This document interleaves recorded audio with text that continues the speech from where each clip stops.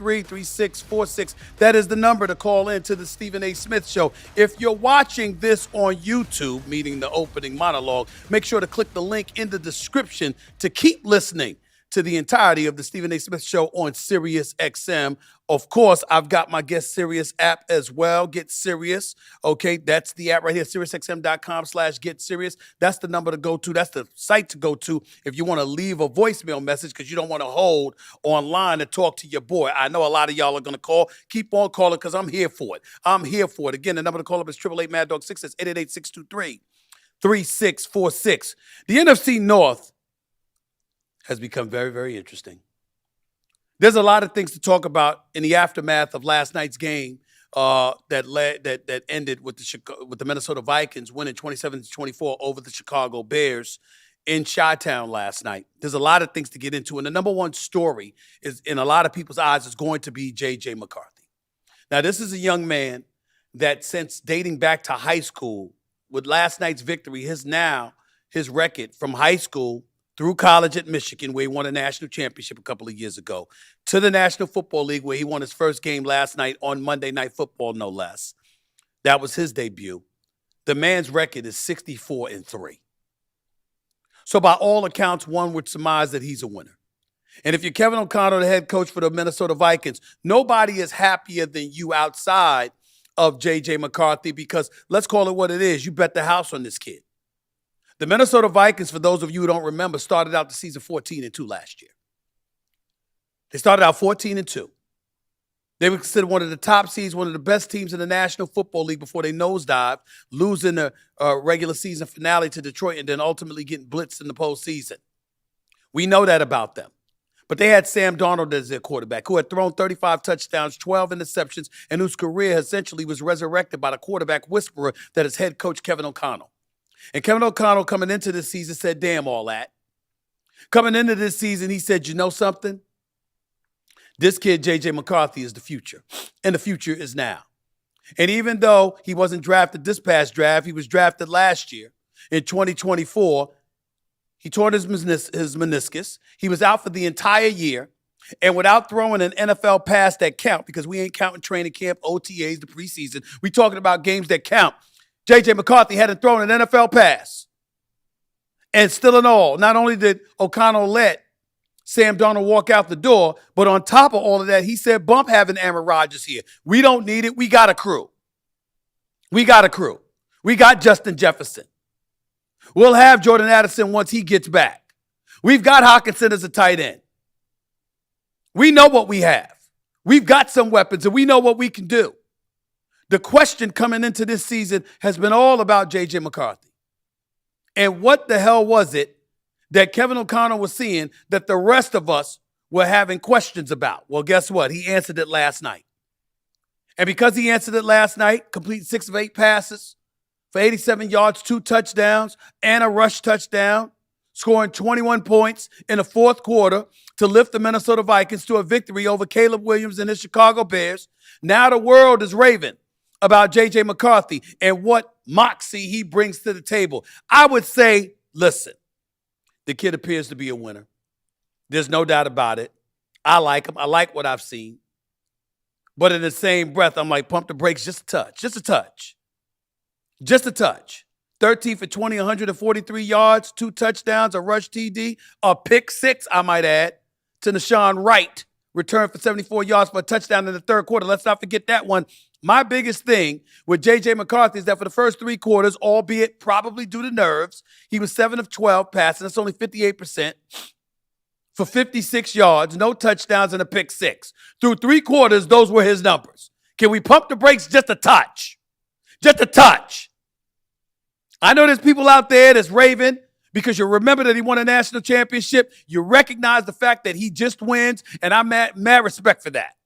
But can we pump the brakes? It's not really any film on him. You don't know how Kevin O'Connell was going to use him. You don't know what strengths and weaknesses are on an NFL level. That remains to be seen. And even though he scrambled for 14-yard touchdown run, you know, he's not the most elusive quarterback in the world. Certainly not the greatest speedster. As film is accumulated on him, As you watch him play, this is the National Football League. They can humble the great ones. So they could damn sure do it to the very good. But I'm not taking anything away from him because I know that what we saw from him was impressive. And he deserves a lot of credit.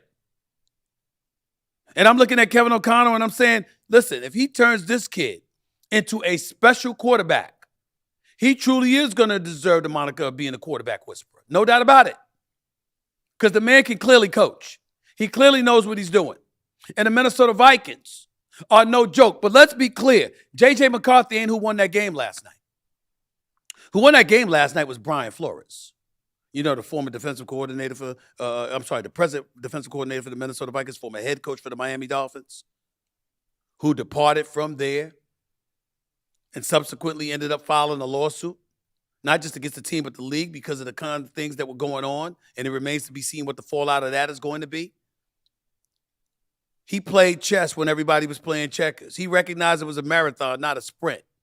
And even though Caleb Williams came out there for the Chicago Bears, completing his first 10 passes, 6-6 on the first opening drive that led to that was a touchdown, and completing his first 10 passes. From that point forward, he completed 11 of 25 passes. That's 44%.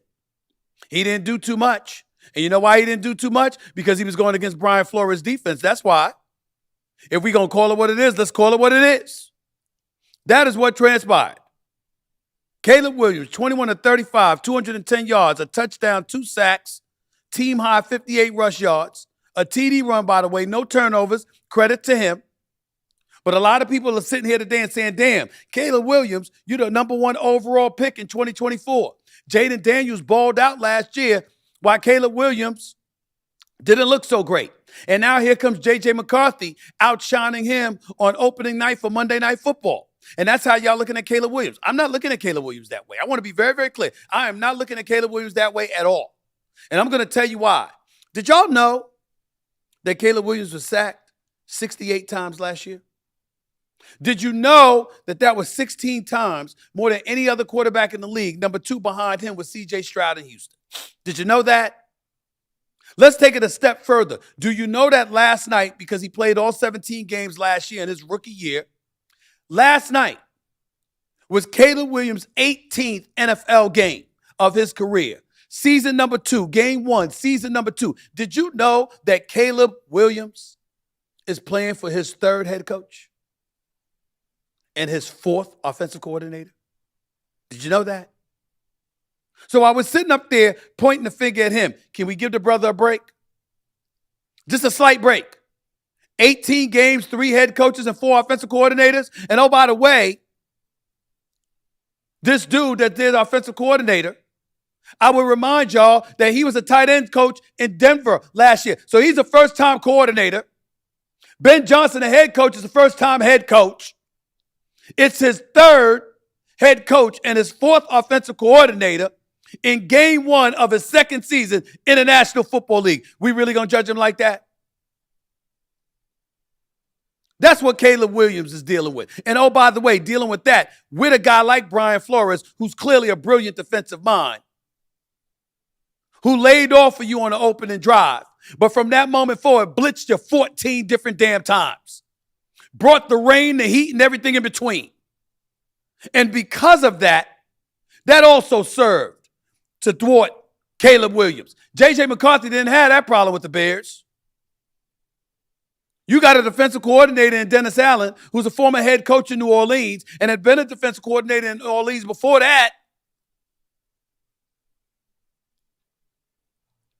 Failing to figure out a way to discombobulate or thwart whatever J.J. McCarthy was throwing at him. And by the way, like I said, for the opening monologue, that's being carried live this week on YouTube.